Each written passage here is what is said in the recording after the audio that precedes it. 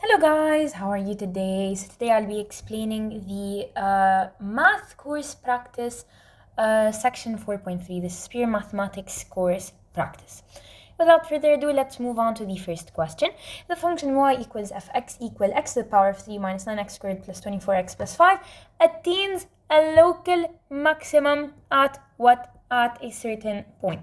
How do we know if it's a local maximum? In order to do that, when we're dealing with maximum and minimum, we need to take what? We would need to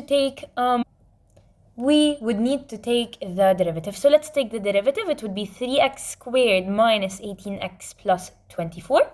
Now what do we do with this derivative? We will make it equal to 0. So by doing this, we will find the root.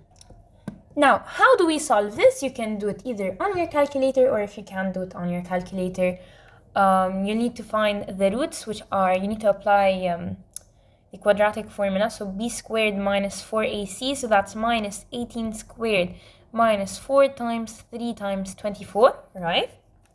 Minus 18 squared minus 4 times 3 times 24. This will give us an answer of 36. And then we will do what? We will find the two roots. How do we find the two roots? It's minus b plus minus the radical discriminant over 2a. So it's going to be minus 18 plus or minus the radical 36 over what? Over 2 times 3. So you can put it on your calculator. 18 plus the radical 36 over 2 times 3, that's going to be 4. The first root is 4. And what's the second root going to be? We're going to put 18 minus the radical 36 over 2 times 3, and that's going to be 2. So now we have our two roots. Perfect. What do we do with these two roots? We need to do a table of variation, right? We have the smaller number to the left, the bigger number to the right. Now what do? We choose a number smaller than 2, for example 1, a number in between 2 and 4, for example 3, and a number greater than 4, for example 5. Now, if we substituted 1 here, if we substituted 3 here, and we substituted 5 here, what would we get? Would we get positive or negative answers? If we substituted 1, it's positive. If we substituted 3, it's negative. And if we substituted 5, it's also positive. So what can we infer from this? We can infer that it's increasing here, decreasing, then increasing again. So they're looking for the local maximum. The local maximum is at point x being 2. How do we find the value of y? Very simply, we take our 2, we will substitute it here, and that's going to be 2 to the power of 3 minus 9 times 2 squared plus 24 times 2 plus 5. So that's going to be what? That's going to be 25. We move on to the next question, which is question number 2. What does it say? It says, consider the function y equals x squared minus 4x plus 4. Choose the correct option from each drop-down menu and fill in the blanks to make these statements below true. They said the derivative is negative, the derivative is positive, and the derivative is equal to 0 when certain things happen.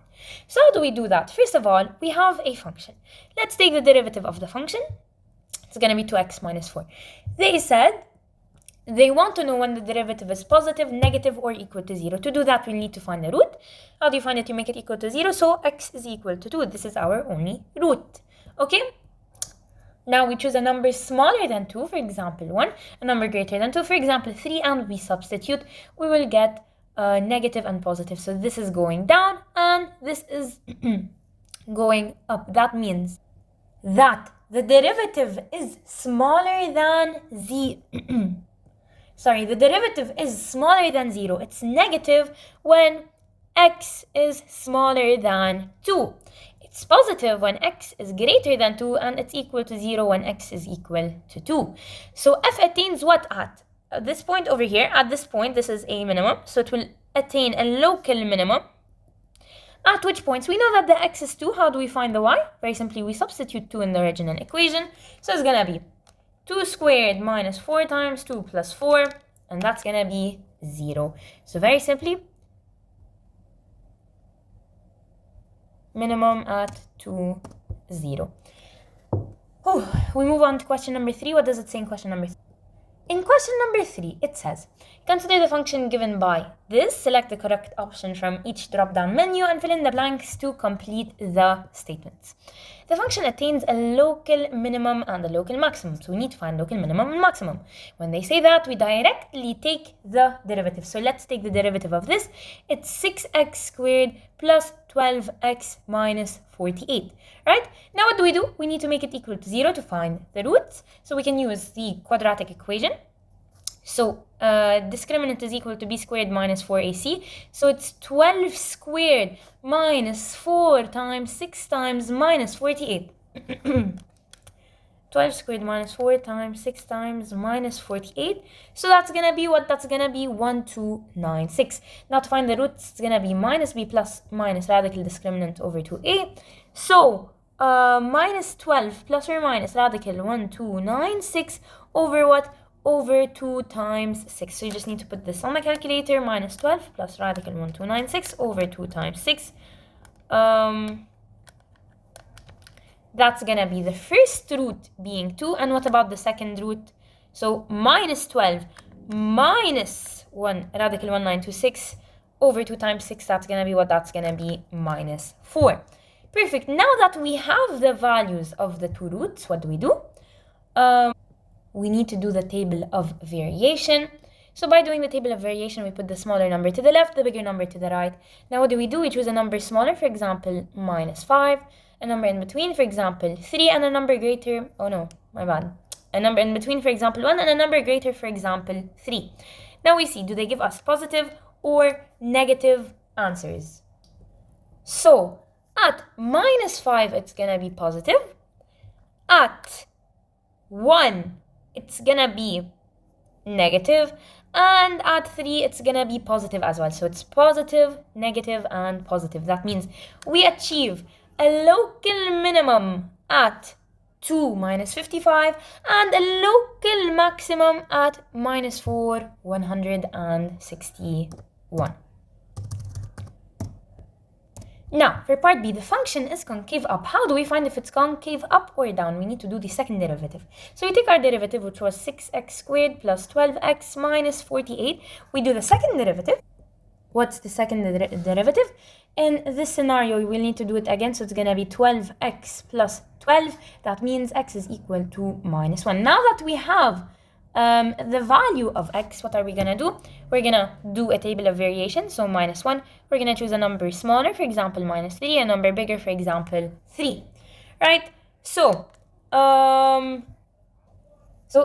if we put minus 3, it's gonna be a negative answer, and if we put 3, it's gonna be a positive answer. That means it's going down, curving down, and curving up. So the concave is only up if x is greater than minus 1, and the concave is only down if x is less than minus 1. So greater than minus 1, less than minus 1. We'll move on to question number 4. What does it say? Consider the function, okay?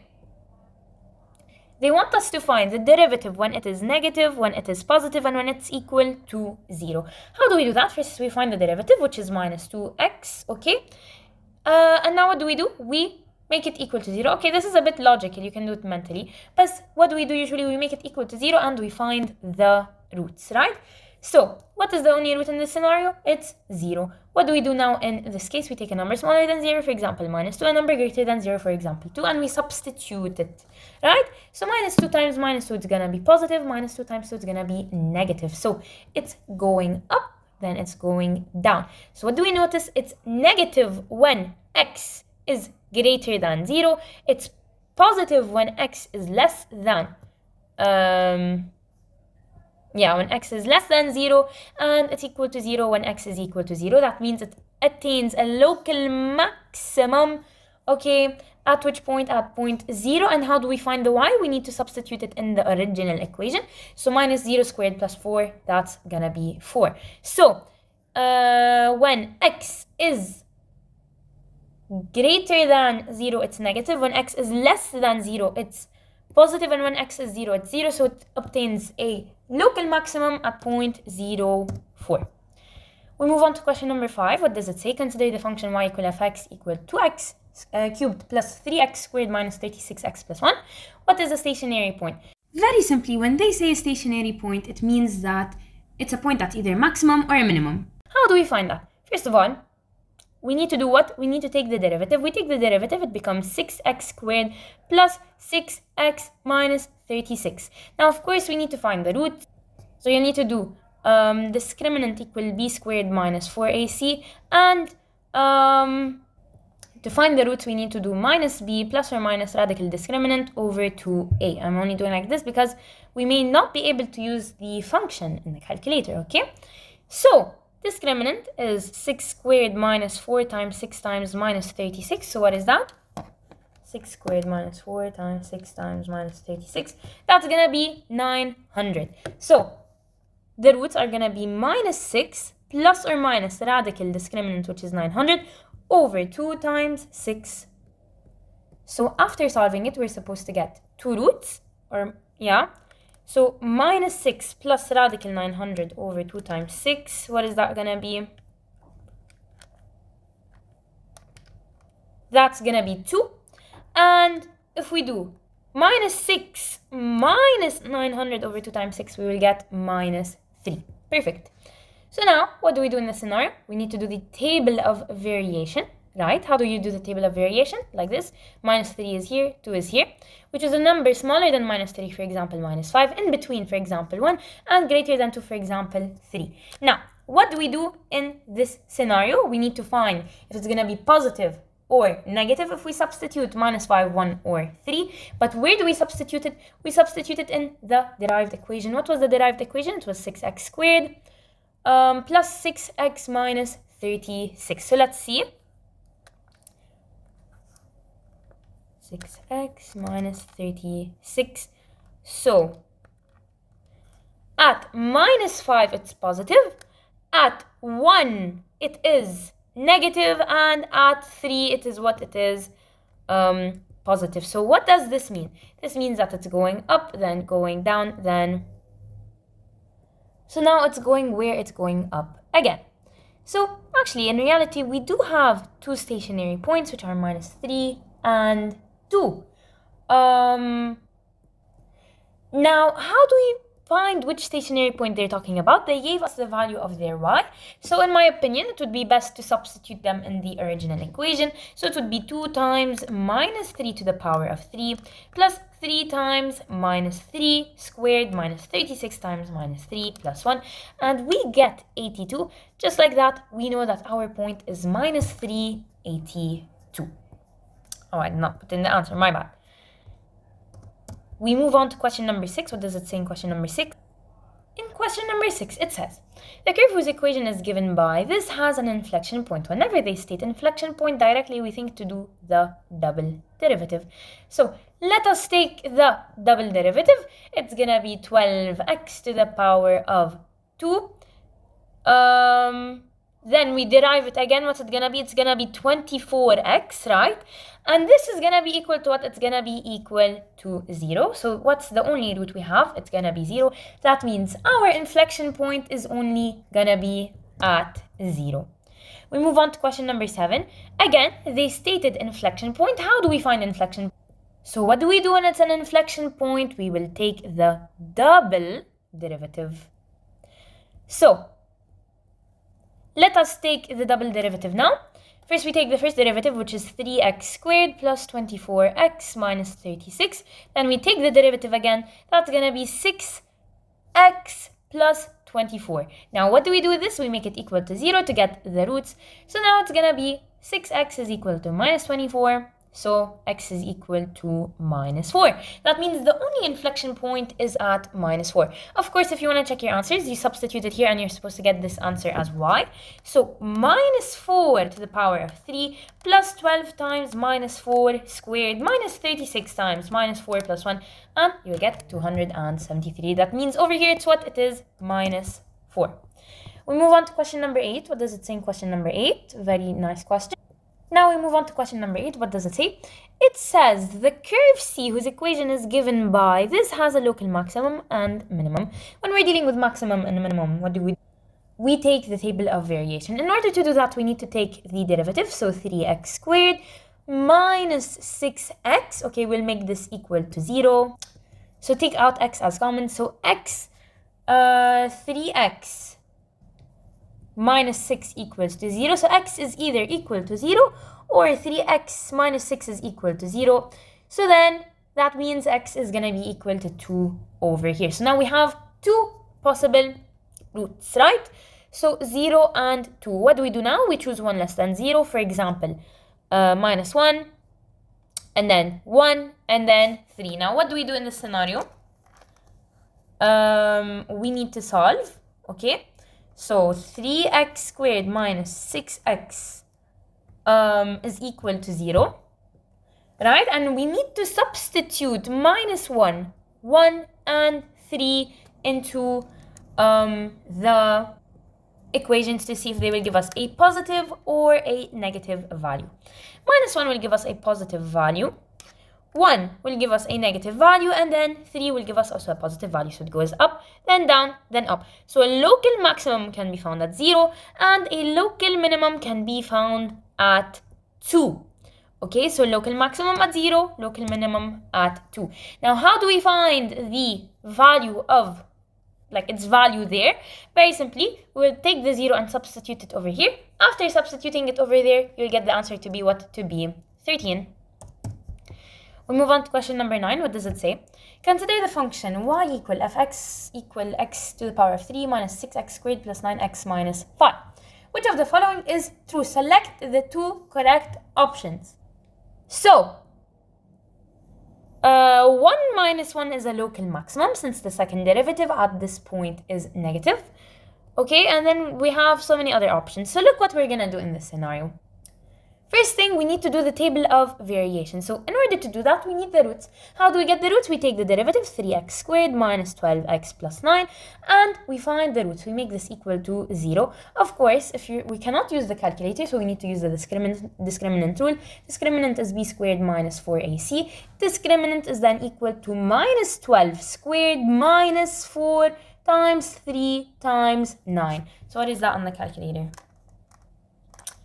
Minus 12 squared minus 4 times 3 times 9. That's going to be 36. Now, the roots are minus b plus minus radical discriminant over 2a. So, minus 12 plus minus radical 36 over 2 times 3. Right? So, it's going to be 12 plus radical 36 over 2 times 3. That's going to be the first root, which is 3. And then the second root is 12 minus radical 36 over 2 times 3, which is 1. Now we can do the table of variation. We put 1 over here and 3 over here. We choose a number smaller than 1, which is 0. Number in between 1 and 3, which is 2. And a number greater than 3, which is 4. Okay, now what do we do in the scenario? So we substitute 0 and 2 and 4, all of them in this equation over here. So 0 will give us a positive answer. 2 will give us a negative answer, and 4 will give us a positive answer. So it goes up, then it goes down, then it goes up. So what can we call at 1? At the point 1, it's a local maximum. At point 3, it's a local minimum. Now, we found this by doing what? By doing the first derivative. So I believe they may have made a mistake with the wording. I think they mean the first derivative at this point is whatever. So anyways, or actually, you know what they did? They took the roots. So actually, let's stay on this. That, okay, we found it at 1 to be what? A maximum, and at 3 to be a minimum. So now what did they do? They took our roots, which are 1 and 3, and what did they do with them? They took the second derivative, so they derived this again. When you derive this again, what do you get as an answer? You get 6x minus 12. Now, what did they do? They took the first root, which is 1, and they placed it here. So 6 times 1 is what? 6 times 1 is 6 minus 12, that's gonna be negative. So in the second derivative, it's a negative. That means it's a local maximum, okay? And then they substituted 3. So 6 times 3 minus 12 is gonna be equal to a positive answer. So it's gonna be a minimum since the second derivative is positive. So basically what they did was they found if it's a maximum or a minimum. And then after doing this, they took the second derivative and they substituted the points 1 and 3. And they said, okay, at 1, it's a local maximum and it's negative. And at 3, it's a local minimum and it's positive. We move on to question number 10. What does it say? In question 10, it says, consider the function y equals fx equal x to the power of 3 minus 6x squared plus 9x plus 4. And here they're asking about local minimum and local maximum. How do we do that? Again, you just need to, first of all, take the derivative. So 3x squared minus 12x plus 9. What were the roots again? Here the roots, again, you need to do discriminant equal b squared minus 4ac. And then the roots are what? The roots are minus b plus minus radical discriminant over 2a. After doing these, you will get that the value of the roots is equal to 3 and 1. Okay? Now that we have the value of the roots, we need to do a table of variation. So we have 1 over here and 3 over here, which was a number less than 1, 0. In between 1 and 3, 2. And greater than 3, it's going to be 4. So if you substituted 0 here, you would get a positive answer. If you substituted 2 over here, you would get a negative answer. And if you substituted 4 over here, you would get a positive answer. So it goes up, then it goes down, then it goes up again. Now what do we do in this scenario? We need to find the value of their y. So we will take the roots and substitute them in the original equation. So it's going to be 1 to the power of 3 minus 6 times 1 squared plus 9 times 1 plus 4, that's going to give us 8, so it's 1, 8. And then for 3, if we substitute instead of x, 3, so that's going to be 3 to the power of 3 minus 6 times 3 squared plus 9 times 3 plus 4, that will give us an answer of 4. So at 1, 8, it's a local maximum, and at 3, 4, it's a local minimum. So maximum at 1, 8 and minimum at 3, 4. Perfect. Let's move on to question number 11. What does it say? Consider the following. Y equal fx equal 4x to the power of 3 minus 3x to the power of 4. So what do we do in this scenario? They want to know if it's a stationary point or a saddle point. So what do? We take the derivative, so it becomes 12x squared minus 12x to the power of 3, right? So we can take out the common, which is 12x squared times what? Times 1 minus x, okay? And we need to make it equal to 0. That means x is either equal to 0 or x is equal to what? Or x is equal to 1. And just like that, we found the value. Now, what do we do? What do we need to do in this scenario? We need to do a table of variation. So we have 0 over here and 1 over here, which is a number less than 0, for example, minus 1, a number in between 0 and 1, for example, 0.5, a number greater than 1, for example, 3. And we need to substitute them in this equation. So substitute minus 1 in this equation. You will get a positive answer. Substitute 0.5 in this equation. You will get also a positive answer. Substitute 3 in this equation. And you would get a negative answer. So what can we say in this scenario? So I believe there is a mistake in this question. So I think they mean it to be 0, 0, not 2 minus 16. Because if you substitute 0 over here, you will get the y to be 0. And if you substitute 1 over here, you're going to get the y to be 1. So at 0, 0, it's what? It is a saddle point. This is true. And at 0, 0, it is a stationary point as well. Okay, so what can we say then? We can say that 1, 1 is a stationary point. It's not a saddle point. However, 0, 0 is a saddle point. So let's submit, and hopefully we don't have any mistakes. Perfect. Thank God we don't have any mistakes. Thank you guys for watching. I hope you enjoyed and have a wonderful day.